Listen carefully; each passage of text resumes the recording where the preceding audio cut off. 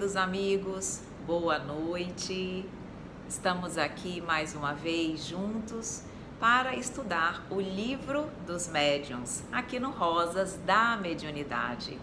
Olá, Thalita, Juliana, Soraya, Martins, C. Martinza, Viviane, já alguns corações entrando, tudo bom? Que bom sempre contar com a presença de todos vocês para o nosso estudo semanal.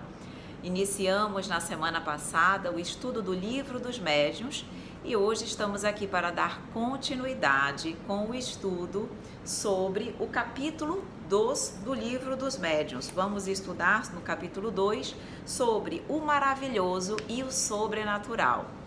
Aí as pessoas já dando um alôzinho para todos vocês. Oi, Hildo, tudo bem, querido amigo? Que bom contar com a presença de todos vocês mais uma vez. Meus amigos, então vamos, como nós de costume, boa noite. Sempre tem um horário específico para as lives? Sim. Rick, às segundas-feiras, o estudo do livro dos médiuns acontece às 9h30, horário de Brasília. E terça-feira, o estudo do Evangelho segundo o Espiritismo acontece às 9 horas, horário de Brasília. Sempre nesse horário e nesses dias, tá bom? Então vamos, meus queridos amigos, então começar o nosso estudo. Vamos fazer a nossa prece, como normalmente nós fazemos, para dar início, tá bom? Então vocês também aí podem se concentrar um pouquinho, fechando os olhos, procurando elevar o pensamento ao Mestre amado Jesus, nos colocando mais uma vez à disposição do Mestre querido para estudar, para compreender, para assimilar melhor, Mestre querido, os teus ensinamentos e as tuas orientações, para que elas possam nos conduzir melhor nesta vida, para que através do entendimento, do esclarecimento, possamos internalizar a tua lei de amor e de caridade, vivenciando-a em todos os momentos de nossa vida. Então que tu mais uma vez esteja conosco durante todo este estudo, para que toda e qualquer dúvida possa ser sanada, conforme a tua vontade. Que tu nos envolva, que tu nos ilumine e que tu nos ampare, Mestre querido, hoje e por todo sempre. Que assim seja. Então, meus amores, Malu chegando, Valéria, Caroline, tudo bem, meus amores? Sejam bem-vindas, sejam todos bem-vindos.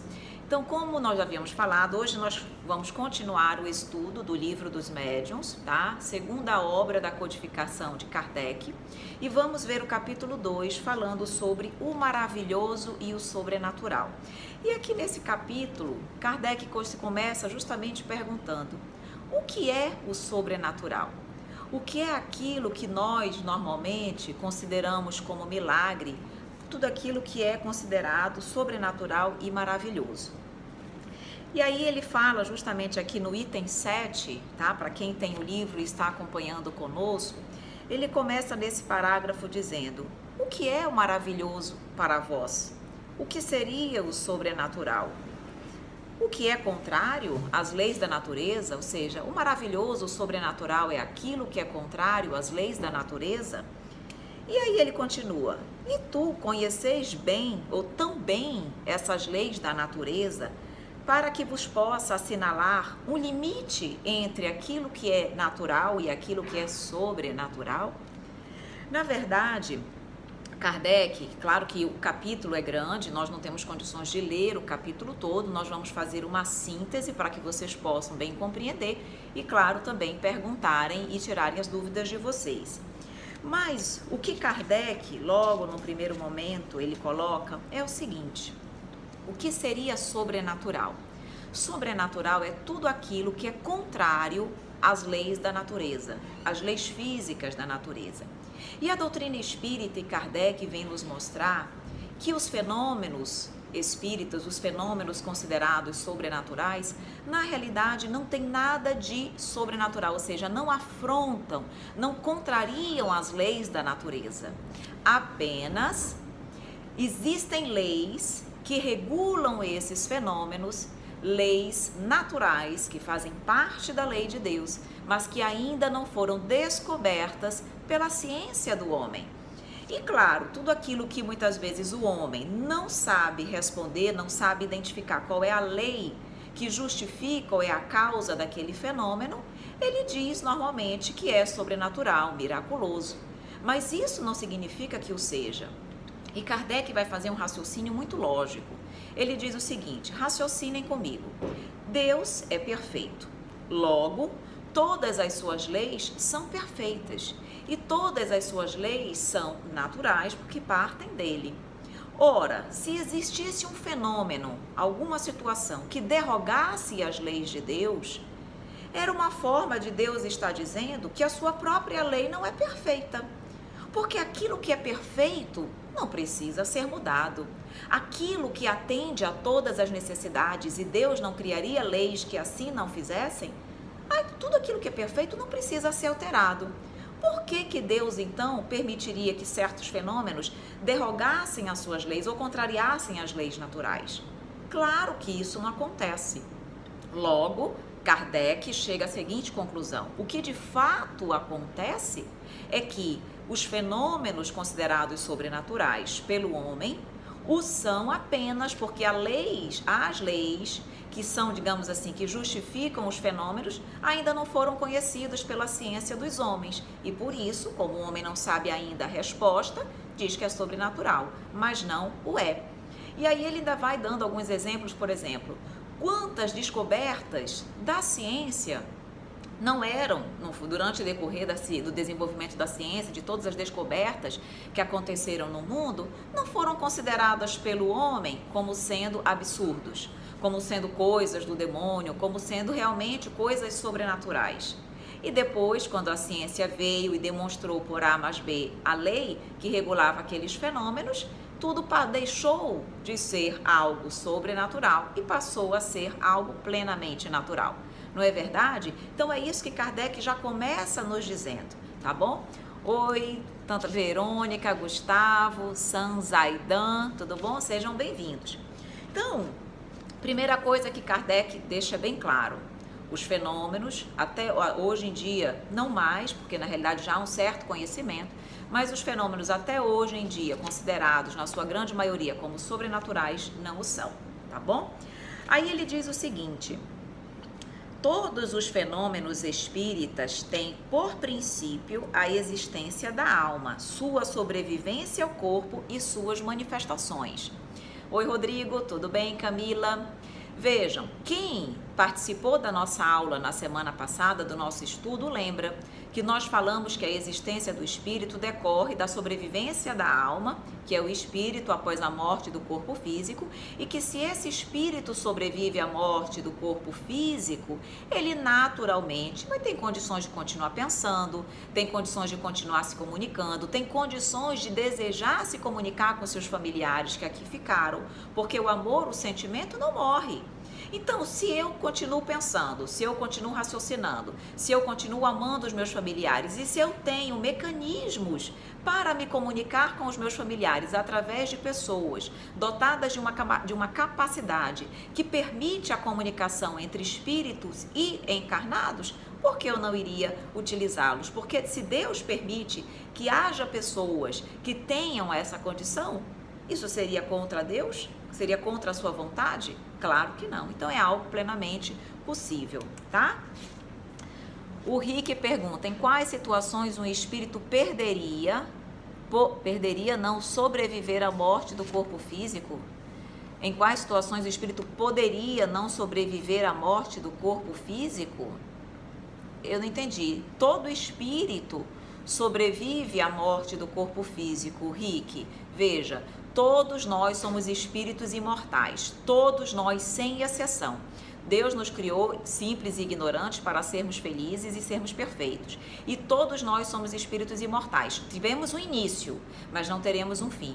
Significa dizer que por mais que eu tenha inúmeras reencarnações, quando eu perder o meu corpo físico, quer dizer, quando eu desencarnar, eu perco só esse corpo físico, mas o meu espírito sobrevive. E é esse espírito que continua pensando e que se utiliza de um médium, que é uma pessoa encarnada, para que eu possa me comunicar com aqueles que aqui estão encarnados, certo? Por isso que existem os médiuns, tá bom? A Silânia, espero que você tenha compreendido, se não pergunta de novo, tá bom, Rick? Oi, hoje é a primeira vez que eu participo da aula e tô adorando. Que bom, Silânia, fico feliz, tá bom? Estamos aqui para ajudar e responder os questionamentos de vocês. Então, Kardec continua. Ok, Rick, que bom que você compreendeu, tá? Então, ele diz o seguinte: muitos fatos não são reputados sobrenaturais, senão porque não se lhes conhece a causa. O Espiritismo, lhes indicando uma causa, fá-los entrar no domínio dos fenômenos naturais. Então, é aquilo que eu já havia dito. Ele diz o seguinte: há muitos fatos considerados sobrenaturais que de fato não o são, porque nós desconhecemos a causa que os permite ou que os ocasiona. Permitindo o Espiritismo conhecimento destas causas, aquilo deixa de ser um fenômeno considerado sobrenatural e passa para aquilo que é natural, passa para o domínio do natural, ok? Aí ele continua aqui. Entre os fatos qualificados de sobrenaturais, há muitos que o Espiritismo demonstra a impossibilidade, classificando-os entre crenças supersticiosas. O que Kardec está querendo dizer aqui? Existem muitos fenômenos que são, digamos assim, colocados à conta aí de sobrenatural e que o Espiritismo diz, olha, isso aqui é impossível. Mesmo dentro da doutrina espírita, que existem, que explicam as leis ainda desconhecidas da ciência, este fato não é possível. Este fato realmente decorre de uma crendice, de uma superstição, mas não é algo possível dentro das leis espirituais, dentro das leis que regem o princípio espiritual. E, portanto, elas são de fato impossíveis. Então, isso aqui é para dizer que nem tudo aquilo que é considerado sobrenatural tem, digamos assim, um apoio na doutrina espírita.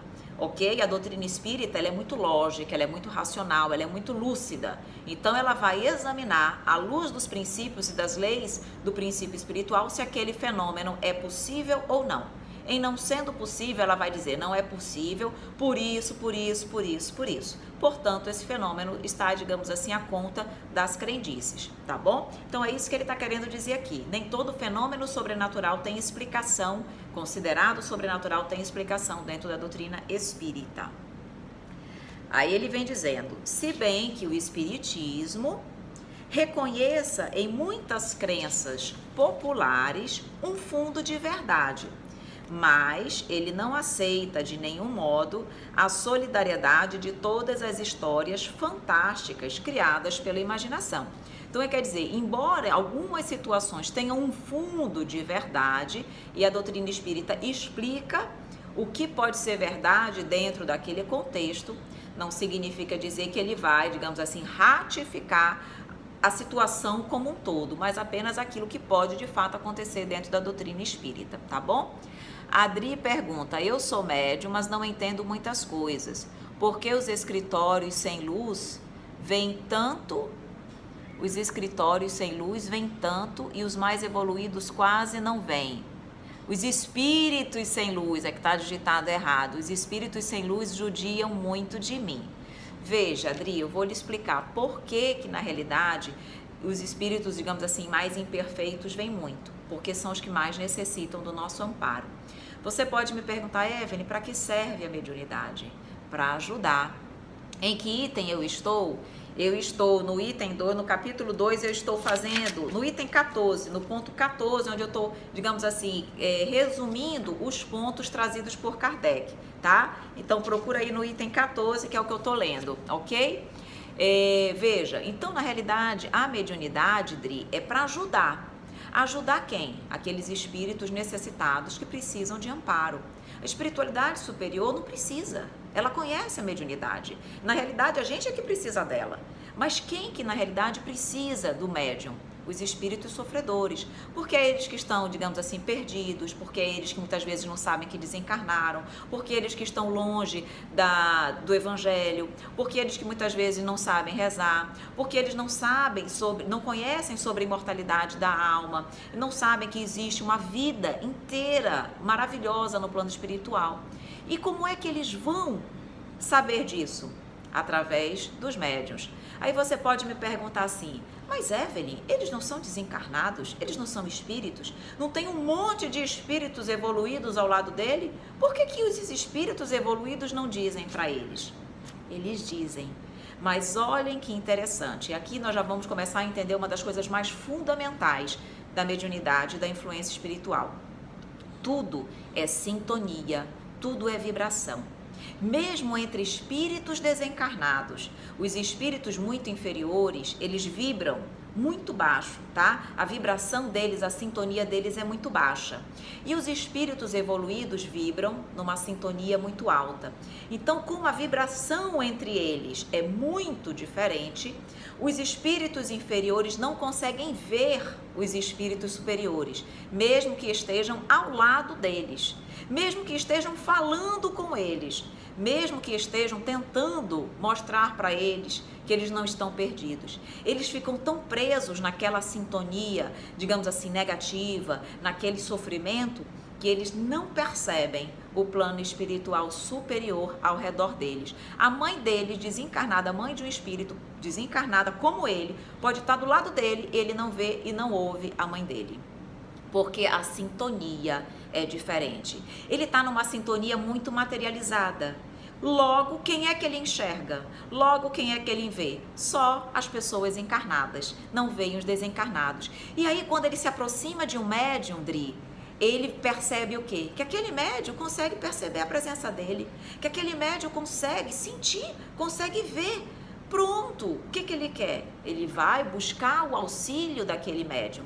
E o médium vai fazer, às vezes, muitas vezes, de um espírito esclarecido, de um espírito de luz. Vai mostrar para ele que a vida espiritual existe, que ele não está perdido, que ele não está sozinho, que existe algo a mais do que a vida material. Que ele possa orar para Jesus, que ele possa orar para Deus, para que ele possa perceber o plano espiritual ao redor dele. Quando o médium auxilia um espírito imperfeito, por exemplo, a orar, ele sobe o padrão vibratório dele. Ele subindo o padrão vibratório, ele consegue perceber o plano espiritual que antes ele não percebia. Então, Dri, na realidade a espiritualidade superior ela vem, mas para dar uma orientação, um aviso, mas ela não vai tomar, digamos assim, o tempo de um espírito necessitado com algo que ela não precise. Entendeu? Então a mediunidade, o objetivo da mediunidade é amparar, é servir, é auxiliar. Por isso, a necessidade de virem mais espíritos sofredores do que espíritos evoluídos. Isso não significa dizer que a espiritualidade superior não está, por exemplo, numa reunião mediúnica, à frente de tudo. Tudo é coordenado pela espiritualidade superior. Apenas as pessoas, os espíritos que são diretamente atendidos são os desencarnados e imperfeitos, ou, na realidade, ainda inferiores, tá bom? Que bom, Dri, que você entendeu, ok? Então, vamos continuar. Continue aí perguntando, fazendo as perguntas de vocês, tá bom?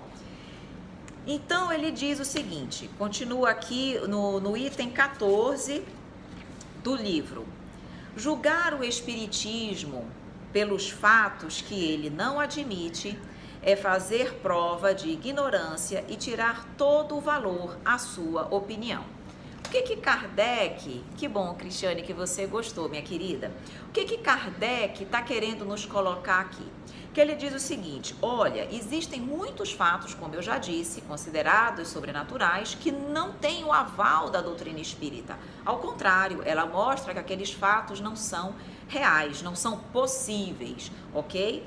Aí ele diz o seguinte, quem não entende, quem não estuda, quem não conhece sobre a doutrina espírita, muitas vezes acredita esses fatos como sendo algo aprovado ou vivenciado ou realmente, digamos assim, ratificado pela doutrina espírita, quando de fato não é.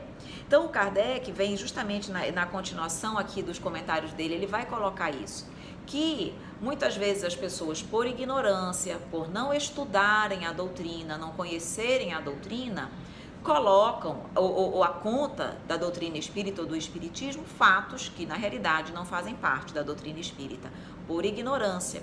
E é por isso que Kardec Desde sempre, desde quando ele começou seus estudos, ele sempre pregou que as pessoas estudassem a doutrina espírita, que as pessoas compreendessem a doutrina espírita. Hoje mesmo nós percebemos que tem muitas pessoas simpatizantes da doutrina espírita, mas quantas dessas pessoas já leram, por exemplo, o Pentateuco Kardeciano, que é a base da doutrina espírita? E eu não vou dizer nem o Pentateuco, que são 5 livros, mas quem já leu o Livro dos Espíritos, que foi o primeiro e que ali é a base filosófica de toda a doutrina espírita? Muito poucas pessoas já fizeram isso, já realmente leram e estudaram o Pentateuco. E é por isso que as pessoas se equivocam. É por isso que as pessoas muitas vezes tomam por religião ou por espiritismo aquilo que não é. Então é isso que ele vem dizendo. Isso mostra, na realidade, a ignorância das pessoas, justamente em colocar à conta da doutrina espírita o que de fato não é, tá bom? Aí continua, oi Mélia, meu amor, Rose, Rodrigo, Maria Elaine, tudo bem? Sejam bem-vindas. O que ele diz aqui, continuando no item 7, tá? No ponto 7 do item 14. Ele diz o seguinte: a explicação dos fatos admitidos pelo Espiritismo, suas causas e suas consequências morais, constituem toda uma ciência e toda uma filosofia, que requerem um estudo sério, perseverante e aprofundado. Vejam, estudo sério, perseverante e aprofundado. Então, realmente não dá para nós nos dizermos espíritas sem o estudo, sem o preparo. Doutrina espírita, nós vamos no decorrer do nosso estudo, aqui mesmo no Livro dos Médiuns, nós vamos ver que a doutrina espírita ela tem um tríplice aspecto. Ela é ciência, ela é filosofia e ela é religião. Doutrina espírita, ela não pode se afastar deste tripé. Então, ela não é só uma religião, ela não é só uma ciência, ela não é só filosofia. E por que a doutrina espírita, quando ele vem falando aqui como a ciência merece um estudo sério? Por que a ciência, a doutrina espírita pode ser considerada uma ciência? Porque ela foi baseada em fatos, em observação, em estudo realizado por Kardec. Kardec utilizou o método científico na análise dos fenômenos mediúnicos. E foi justamente por ele ter usado esse método experimental, ele não prejulgava, ele não deduzia, ele observava, e a partir das observações dele, exatamente, método científico, a partir das observações dele, ele ia chegando às conclusões. Então, ele utilizou um método científico na análise dos fenômenos mediúnicos.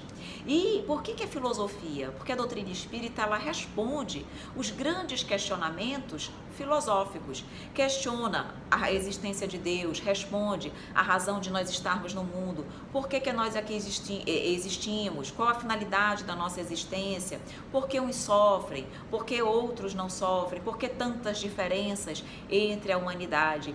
Então, as grandes questões da humanidade que a filosofia se debruça para responder, a doutrina espírita responde.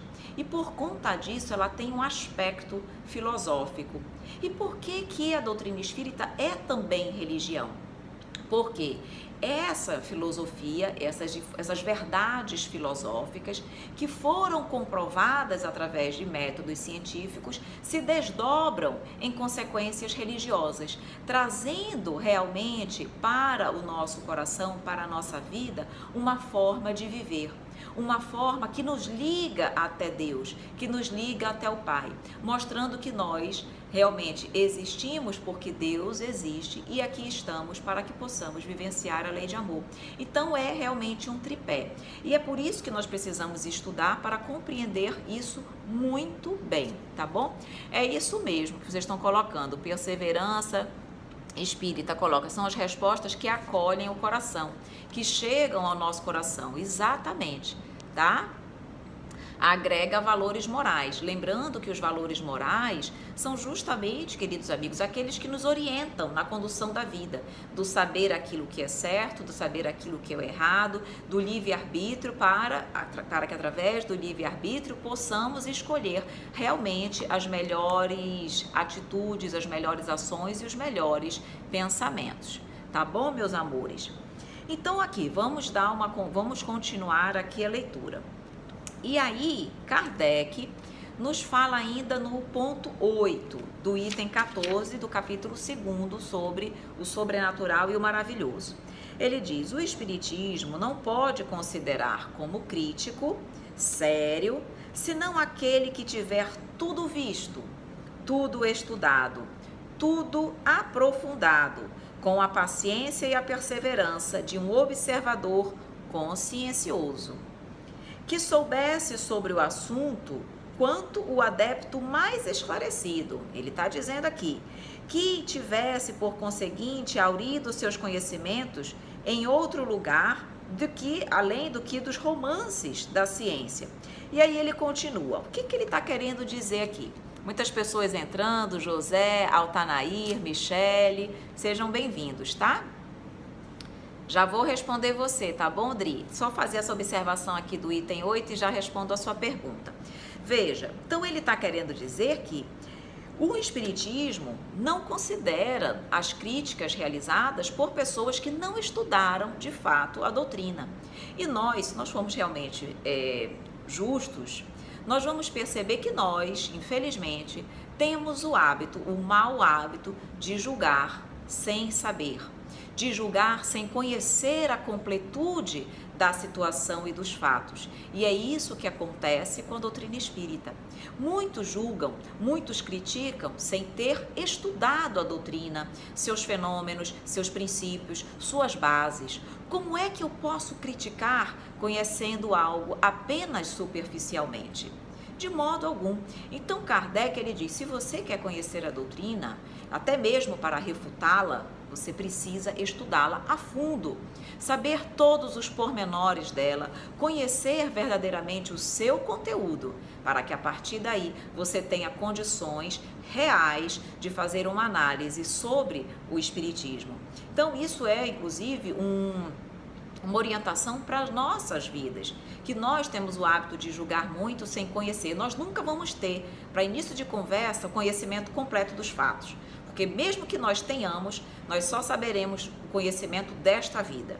Só Deus que conhece o conhecimento completo de tudo, tanto da vida material quanto da vida espiritual. E como nós já sabemos que somos espíritos eternos, que reencarnamos e as nossas vidas reencarnatórias estão interligadas, o que acontece hoje tem tudo a ver com aquilo que eu vivi em vidas passadas, só Deus tem de fato condições de julgar de forma ampla e restrita. Nenhum de nós tem essa condição, tá bom? Mas vamos ver aqui, responder agora a pergunta da Adri. A Adri pergunta, esses espíritos vindo em mim não ferem o meu livre-arbítrio? Veja, Dri, vou ser muito sincera com você, até porque preciso. Você, minha querida, quase com certeza absoluta, você pediu para ser médium aqui. Por quê? Porque lembrem que nós temos o nosso planejamento reencarnatório. E o planejamento reencarnatório, nós, na grande maioria, nós aqui da humanidade terrestre, já temos condições de participar do nosso planejamento reencarnatório. No sentido de dizer, olha, eu gostaria de passar por essa situação, eu gostaria de ser médium, eu gostaria de vir com a sua família, eu gostaria de ter a oportunidade de me relacionar de novo com determinadas pessoas. Então, nós participamos, claro que sob o amparo da espiritualidade superior, que tem mais conhecimento para nos auxiliar no planejamento reencarnatório, mas nós já participamos. E eu tenho quase que certeza que você, hoje em dia, tá? Na maioria das vezes, pediu para ser médium. E qual é a finalidade? Hoje, você pode não achar muito bom, você pode não gostar, você pode achar que fere o seu livre-arbítrio, mas você fez essa escolha lá. Você pode não lembrar dessa escolha, mas ela foi feita no passado, antes de você reencarnar. E digo mais, Dri, você muito provavelmente estudou anos, talvez até décadas, no plano espiritual, para se preparar para ser uma médium aqui. Você não veio simplesmente, desce para a Terra e vai ser médium lá, não. A espiritualidade te preparou, você estudou. Tudo que você está vendo aqui, você vai ver que no fundo, você já faz parte de você já sabia, porque você de fato já sabia, apenas não lembrava. Então isso aqui são informações que vão recordar um conhecimento que você já adquiriu. E sabe por que as pessoas pedem para ser médiums, Dri? Porque através da mediunidade, como a mediunidade é doação, a mediunidade é servir, a mediunidade é caridade, a mediunidade é amor, a mediunidade nos faz subir degraus evolutivos mais rapidamente. Então, uma pessoa que não é médium aqui na Terra, se fizer tudo certinho, vamos supor, cresce 1, 2 degraus na escala evolutiva. O médium, se fizer tudo certinho, se aplicar de fato a mediunidade para o bem, para o amor, para a caridade, para servir e para ajudar o próximo, encarnado e desencarnado, o médium sobe 3, 4, 5 degraus. Por quê? Porque é claro que quando você está deixando de pensar só em você mesma, né? Em mim mesma, e eu vou ajudar o próximo, seja encarnado ou desencarnado, eu estou fazendo um ato de amor. Eu estou vivenciando e aplicando a lei que Jesus, de uma forma tão maravilhosa, nos exemplificou. Então, muitos corações, Dri, pedem para ser médiuns, para evoluir mais rapidamente, para galgar degraus mais rapidamente. Então, se você tem mediunidade, você tem essa oportunidade de, nesta vida, crescer mais do que outros corações que não vieram com a mediunidade. Então, minha querida, minha sugestão é, a mediunidade é linda, é linda. Basta, primeiro, você compreender o objetivo para o que ela serve, compreender que você mesma solicitou isso para permitir e oportunizar um maior progresso e, principalmente, quando nós ajudamos um espírito desencarnado que chega até nós e agradece pelo amparo, pelo auxílio, pelo esclarecimento, que realmente veio muitas vezes emocionado trazer palavras de agradecimento. Dri, isso é tão maravilhoso, e a gente se sente assim, a gente diz assim, puxa vida, eu fiz tão pouco, e para eles é tão maravilhoso. Então, procure talvez olhar com um outro olhar, ter um outro olhar para com a mediunidade, porque a mediunidade é linda, e com certeza você vai poder ajudar muito, isso vai te trazer muita alegria, muita felicidade em ajudar tantos corações. Tá bom? Então não fere o seu livre-arbítrio, porque na realidade essa escolha foi feita antes de você reencarnar, tá bom? Então vamos lá, ver o que mais que tem aqui de perguntas. Precisamos nos reconhecer ignorantes para sabermos de algo. Ainda somos muitos. Se nós considerarmos que nós ainda estamos num mundo de expiações e provas, passando aqui num momento de transição para mundo de regeneração, sabendo que ainda tem mundos felizes, mundos celestes, nós temos ainda muito a aprender. Ainda realmente somos muito ignorantes nas leis de Deus. E por isso que Deus, na sua misericórdia, vai, digamos assim, trazendo a luz para cada um de nós devagar, paulatinamente, conforme a nossa capacidade de compreensão e entendimento. Senão a luz em excesso nos cegaria, tá? Então é isso mesmo, ainda somos muito ignorantes, mas devagarinho vamos saindo dessa ignorância, tá?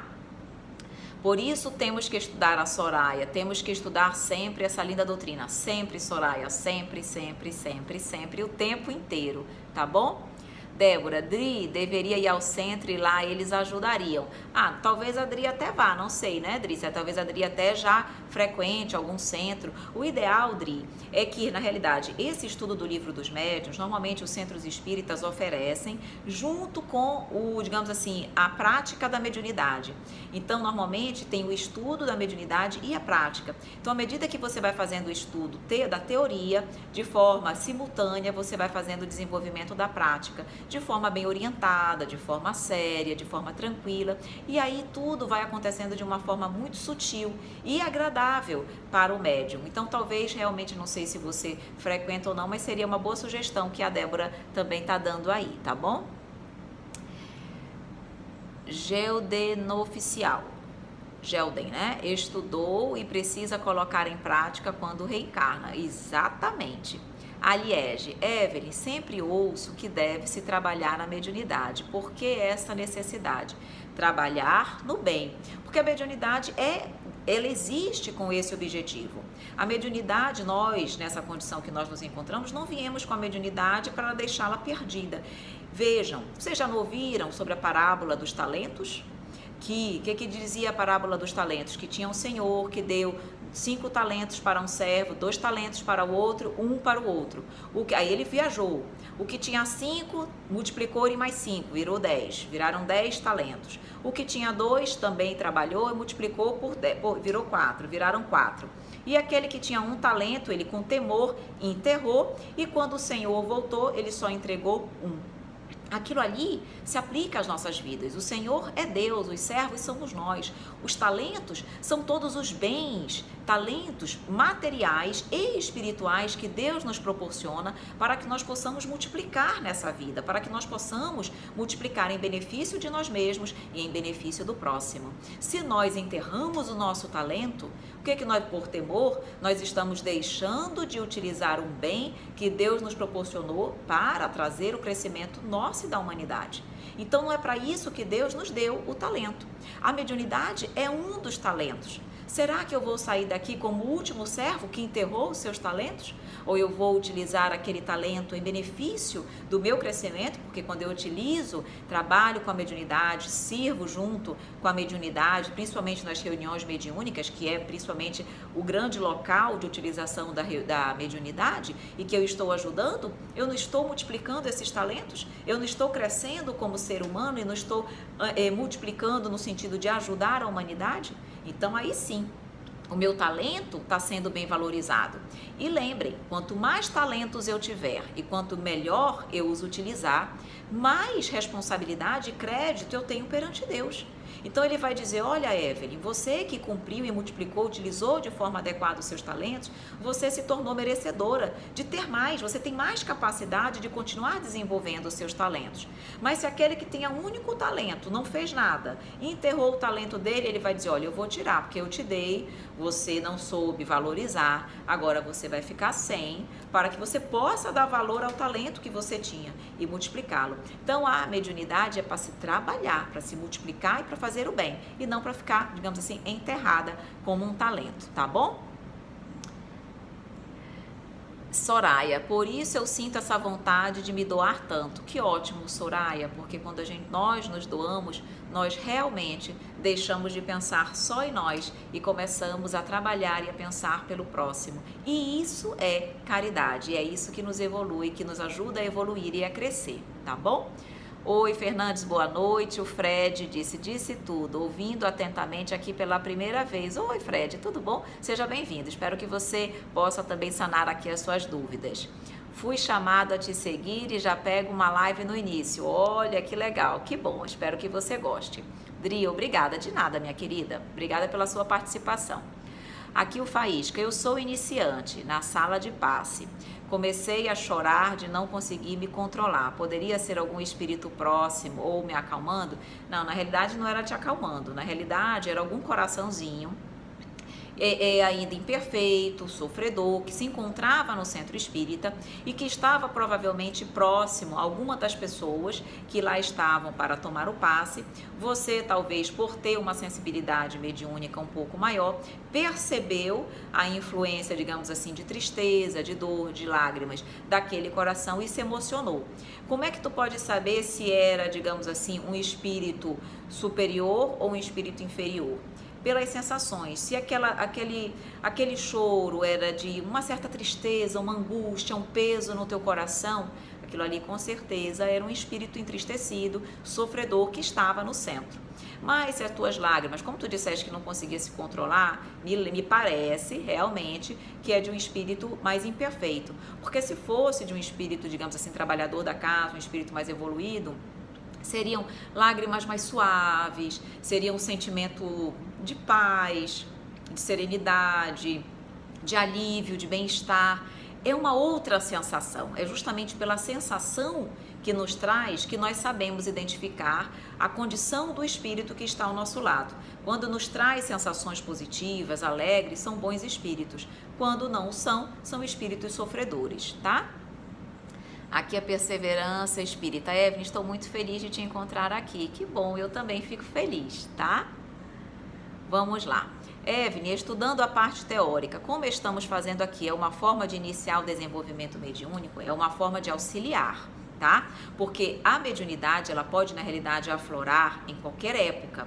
Nós nascemos médiuns, é uma condição orgânica. O nosso organismo, por isso que eu falei, Padri, o nosso organismo foi preparado antes de nós reencarnarmos. O nosso perispírito já foi preparado para sermos médiuns e o nosso corpo já nasceu com essa condição.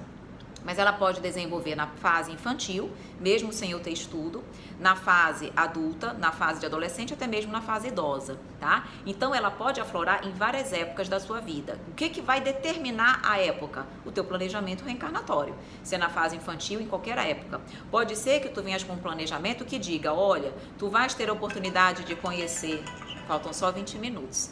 Você vai ter a oportunidade de conhecer a doutrina, você vai ter a oportunidade de estudar a doutrina, estudar a mediunidade e naquele momento você vai desenvolver a mediunidade junto com o estudo, para que seja mais fácil, para que você desenvolva já tendo conhecimento teórico.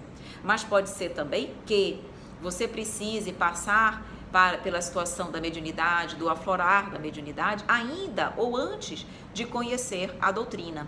Claro que vai ser mais difícil, porque você não tem um conhecimento, mas pode ser que pela tua condição evolutiva, pelos teus compromissos, tu precises conhecer ou ter esse aflorar antes do conhecimento teórico, tá? Então, isso é muito variável. Agora, com certeza, com o conhecimento teórico, a espiritualidade, ela se sente muito mais preparada e segura para nos dar trabalhos de maior responsabilidade.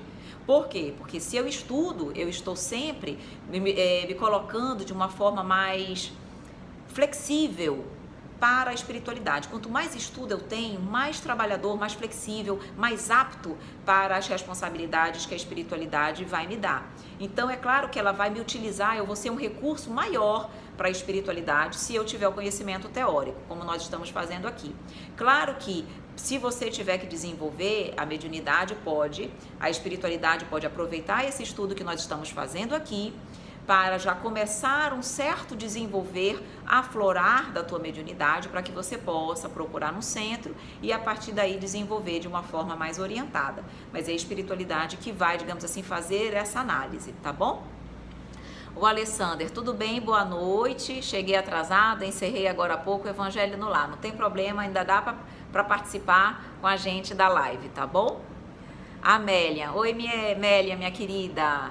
Não temos a ideia de saber o quão maravilhoso é sermos abençoados, né, quando somos médiuns. É algo que com o estudo e o desenvolvimento bem orientado nós vamos perceber. É um privilégio, é uma bênção. A Amélia é uma querida amiga que trabalha conosco na mediunidade e é uma trabalhadora muito dedicada, muito responsável. Que bom, Amélia, ter a sua companhia, a sua dedicação e o seu trabalho para com Jesus, tá? Aqui a Cláudia. Boa noite, Evelyn. Cheguei atrasada. Mando receber as pétalas via áudio. Ai, que bom que você está gostando das pétalas do Espiritismo. É bom que nós vamos estudamos nas pétalas, estudamos o Livro dos Espíritos, aqui estudamos o Livro dos Médiuns, enfim, assim a gente vai aos pouquinhos conhecendo melhor o Pentateuco kardeciano. Fico feliz. Qualquer dúvida é só mandar pelo WhatsApp, tá? Aqui a Claudinha Correia. Podemos se reconectar a estes talentos? Por falta de entendimento, foi resistido, mas agora entende como proceder. Claro que pode, enquanto estamos aqui, temos oportunidade. Se porventura, até hoje eu enterrei o meu talento e agora com o conhecimento que eu estou tendo, eu digo, opa, vamos já multiplicar esses talentos, é procurar estudar, é procurar ir a um centro, procurar desenvolver, estudar a mediunidade e se colocar à disposição do mestre. Enquanto estamos aqui, temos plenas condições de fazer isso. Então, podemos nos reconectar novamente, tirar, digamos assim, cavar o talento, pegar ele de novo e multiplicar, com certeza, tá bom?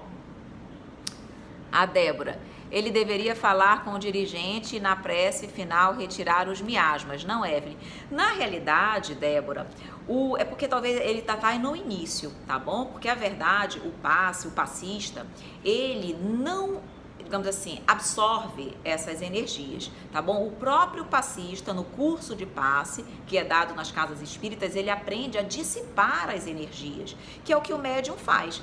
O médium é uma antena, imagina, o médium está a todo momento captando energias, de espíritos encarnados e desencarnados, vale ressaltar. Tu imaginas, Débora, se o médium não souber dissipar essas energias, neutralizar, ele vai ficar, digamos, uma hora ele chora, uma hora ele está alegre, uma hora ele está com raiva, uma hora ele está desequilibrado? Não pode. Então, o que na realidade talvez esteja faltando é só, digamos assim, esse treinamento, esse cuidado para aprender a dissipar eventuais energias que ele absorva, seja do encarnado, seja do desencarnado, tá? Porque na realidade o próprio passista, a partir do momento que ele está dando um passe, ele já está sendo amparado pela espiritualidade, porque na hora que eu dou um passe, eu recebo o passe da espiritualidade e através de mim eu passo e transmito aquelas energias à pessoa que está recebendo o passe. Então eu estou a todo momento recebendo o passe também. Então eu não precisaria, no fim, ainda pedir esse amparo, pedir para o dirigente tirar os miasmas, tá? Porque na realidade cabe ao passista, mas na pior das hipóteses, não conseguindo sozinho dissipar, pode pedir para alguma outra pessoa, um outro trabalhador, dar um passe que nós chamamos de passe dispersivo, para dissipar aquelas energias deletérias, tá bom? Então vamos lá.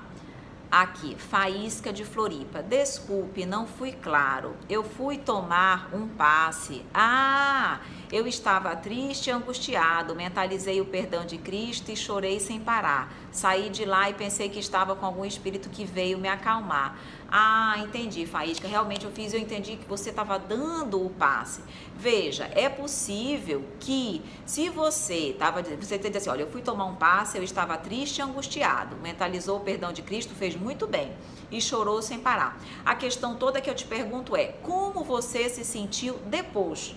Porque pode ser que esse choro tenha sido de emoção, porque você sentiu realmente as energias em você positivas, ajudando você a se sentir melhor. Então, muitas vezes, as lágrimas são de emoções mais felizes, alegres, por estar ali, por toda uma sensação positiva que nos vem, tá? Então, o fato de você estar, digamos assim, emocionado, não significa que você estava sendo influenciado por um espírito inferior. Aí você precisa primeiro saber como foi essas suas lágrimas. Te trouxeram o quê? Eram lágrimas como se elas significassem, sabe, uma limpeza, uma paz ou não, tá? Então, dependendo de como essas lágrimas fizeram com que você se sentisse, eu posso, digamos assim, orientar ou dizer a você que era um espírito que estava ali tentando lhe ajudar e transmitindo, que você estava sendo ajudado, não tenho a menor dúvida, tá? Mas eu quero saber se você, de fato, pode ter captado a influência de algum outro coração que lá estivesse, tá bom? Obrigada. Imagina, Cláudia. Imagina, é um prazer. A Fabíola. Oi, boa noite. Sempre gostei desse assunto de espiritismo e ninguém próximo a mim frequenta, e não tem ninguém próximo a mim que frequenta um centro. Como é que funciona para participar de um? Seria como uma igreja? Fabíola, na realidade, é como uma igreja no sentido de que nós estamos lá para aprender, para ouvir a palavra de Deus, para nos renovar interiormente, para nos fortalecer espiritualmente.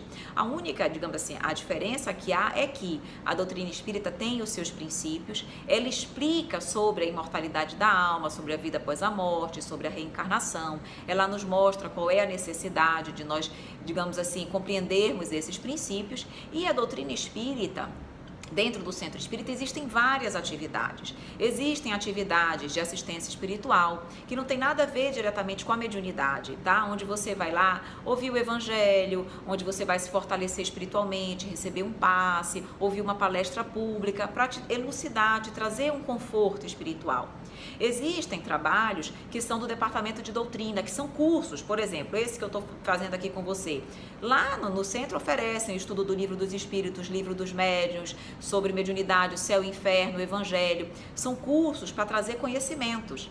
Existem os departamentos de mediunidade, onde existem as reuniões mediúnicas, onde dentro das reuniões mediúnicas é que há essa comunicabilidade com os espíritos. Isso não fica acontecendo ao público que chega, até porque quem chega na casa espírita não conhece sobre doutrina, não conhece sobre mediunidade. Se vir, por exemplo, uma comunicação de um espírito, pode se assustar, pode ter temor, pode não compreender, e aí isso pode ser um efeito contrário. Em vez da pessoa se sentir bem, ela sai do centro.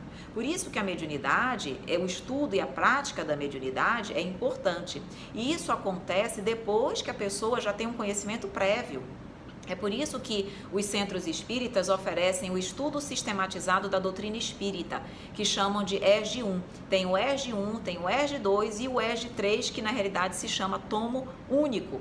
Depois de realizar o estudo desses 3 ESGs, é que você está capacitado normalmente para fazer o estudo da mediunidade, porque você tem que ter conhecimento, você tem que ter conhecimentos prévios para desenvolver de forma correta e segura a mediunidade, tá? Mas eu tenho certeza que você indo, você vai ser muito bem amparada, acolhida como uma pessoa muito querida, e eu acredito que você vai se sentir muito bem, tá bom? Vale a pena você testar ir uma vez e ver como é que você se sente, tá bom?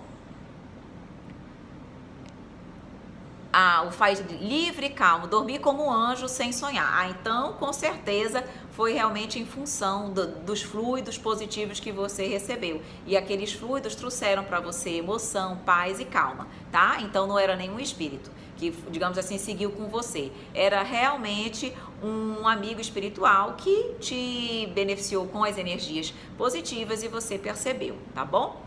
Você é muito clara. Que bom, eu procuro ser realmente, porque o meu objetivo é que vocês possam compreender bem os ensinamentos da doutrina, tá? A Luciane, deixa eu ver quantos minutinhos, temos 10 minutinhos só, tá?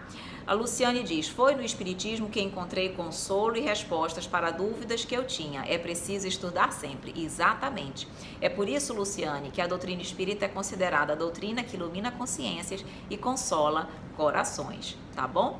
Você faz o auxílio para o Livro dos Espíritos? Sim, nós temos o estudo do Livro dos Espíritos, que é o que nós chamamos de Pétalas do Espiritismo. São áudios diários que eu encaminho para o WhatsApp de vocês. Vocês têm que me encaminhar o WhatsApp, claro, pode ser o número do WhatsApp do Pétalas do Espiritismo é 92 o DDD 991919595.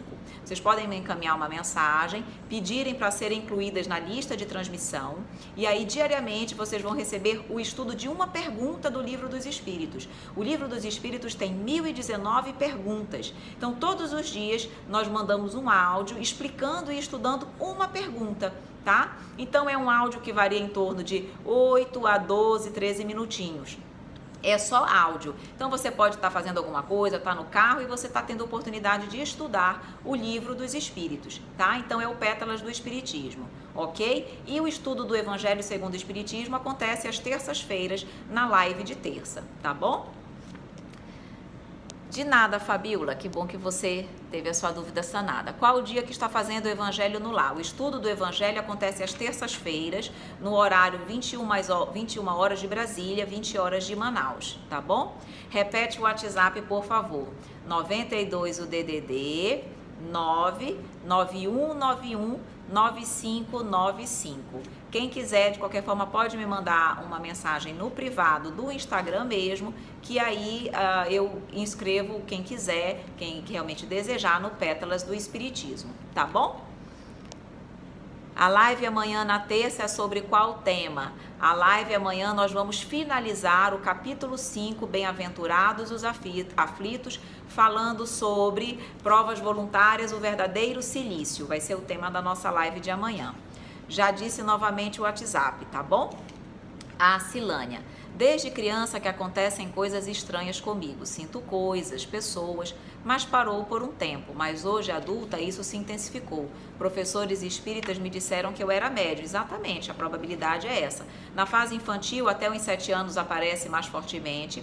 Depois dá uma parada, até porque para que nós possamos crescer, criança não tem ainda conhecimento e maturidade para lidar direito com mediunidade, então a espiritualidade dá uma suspendida. Na fase adulta, normalmente retorna, quando nós já temos condições de estudar e bem compreender e aplicar e desenvolver a mediunidade, que deve ser o seu caso. Então, realmente, o ideal é que você possa estudar para melhor desenvolver a mediunidade, tá bom? Daí passei a ler e estudar, mas ainda não fui ao centro. Deve ir sim, porque lá, vejam, eu posso dar toda a teoria para vocês aqui. Eu posso dar exemplos de prática para vocês aqui, mas eu não tenho como treinar a prática com vocês. Isso só o Centro Espírita pode fazer, que vai ter uma pessoa que vai dirigir e orientar o desenvolvimento da mediunidade de cada um de vocês. Isso eu não tenho como fazer por aqui. Então, o ideal é que vocês possam realmente procurar um centro, tá bom? Gratidão pelo estudo, Débora, gratidão pela presença, minha querida. Pode tirar dúvidas pelo WhatsApp, porque já coloquei no celular. Claro, podem me perguntar dúvidas em áudio, como vocês quiserem, que eu respondo tudo. Se eu souber. Claro, se eu não souber, a gente vai estudar, vai procurar. Tá bom? Meus amores, vamos dar uma finalizada aqui no nosso livro, já que o nosso tempo tá acabando, nós temos 6 minutinhos. Então, voltando aqui um pouquinho para o nosso livro, retornando para o tema o maravilhoso e o sobrenatural.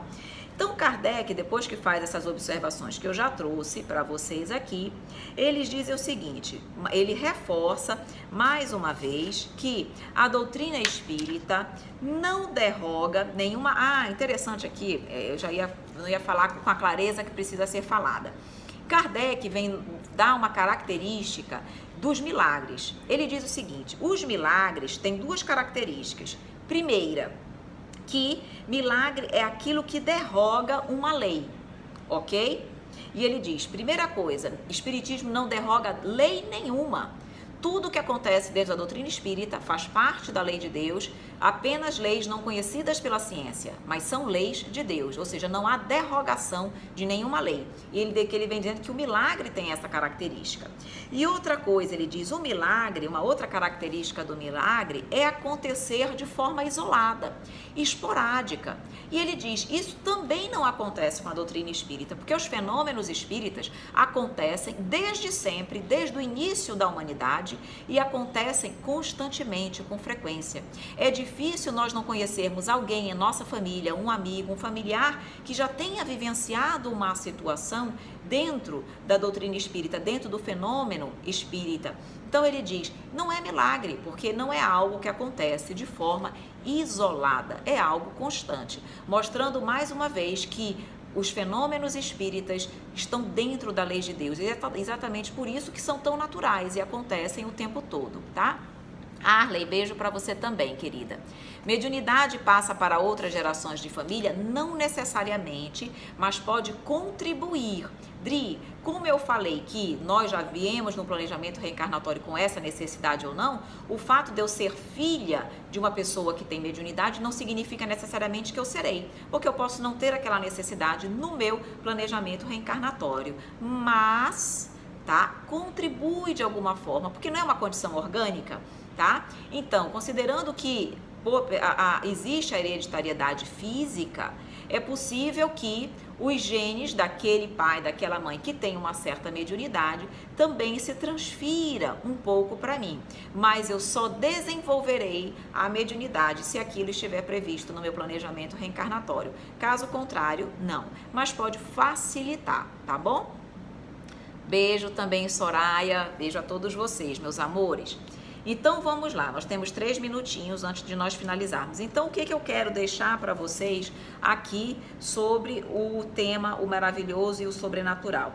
Mostrando, mais uma vez, que nós não devemos ser céticos em relação às coisas do plano espiritual. Nós devemos, ao contrário, procurar estudar, procurar conhecer para melhor compreender e não apenas compreender, para que nós possamos também informar as pessoas, porque muitos chegam até nós, perguntam e como o nosso conhecimento é parco, a gente não sabe explicar, nós não sabemos informar corretamente e corremos o risco de dar uma informação equivocada. Então vamos estudar sempre. E aí ele continua finalizando o seguinte, ele só finaliza dizendo que lembremos que nem tudo aquilo que acontece e que nós não podemos ver não significa que não existe. Os fatos, na realidade, mediúnicos, nós nem sempre conseguimos ver, a não ser aqueles que decorrem de fenômenos de efeitos físicos. Mas o fato deles não serem vistos não significa que eles não existam. E aí ele vem citando exemplos de coisas que acontecem na ciência que nós não enxergamos, como a eletricidade, muitas vezes ela existe. Então vem nos mostrando também mais uma razão para nós compreendermos que nem tudo aquilo que é invisível significa inexistente, tá? Apenas é invisível muitas vezes para os nossos olhos físicos, mas não significa que eles não existam, tá bom? Trabalhar na caridade também é uma forma de trabalhar a mediunidade? Com certeza, Alessander, mas tem pessoas que, mesmo fazendo a caridade, precisam trabalhar numa reunião mediúnica. Tem pessoas que vêm com mediunidade que precisam, por necessidade reencarnatória, trabalhar na reunião mediúnica, trabalhar realmente com a comunicação com o plano espiritual. Existem outras pessoas que podem fazer outras atividades caritativas e desenvolver e trabalhar na mediunidade, mas não na reunião mediúnica. Isso depende de médium para médium. Como é que eu vou saber o que eu sou? Só na prática. Tá bom? Meus amores, o nosso tempo finalizou, nós vamos fazer uma prece rápida para que nós possamos na próxima semana nos encontrar também no Rosas da Mediunidade. E amanhã tem Rosas do Evangelho, tá bom? Então vamos lá agradecer a Deus, fechando os nossos olhos, agradecendo sempre ao Mestre querido e amado pela oportunidade sublime do estudo com Ele. Obrigada, Pai, por nos acompanhar e por nos envolver sempre. Fique com todos nós, é o que te pedimos, Pai. Que assim seja. Beijo, meus amores. Obrigada pela presença de vocês. Obrigada, Lu, Lauane, Brandão, Júlio, Carlos. Obrigado, muito obrigada a todos vocês pelo carinho, pela participação, pelas perguntas. Adão, muito obrigada. Vocês foram todos excelentes.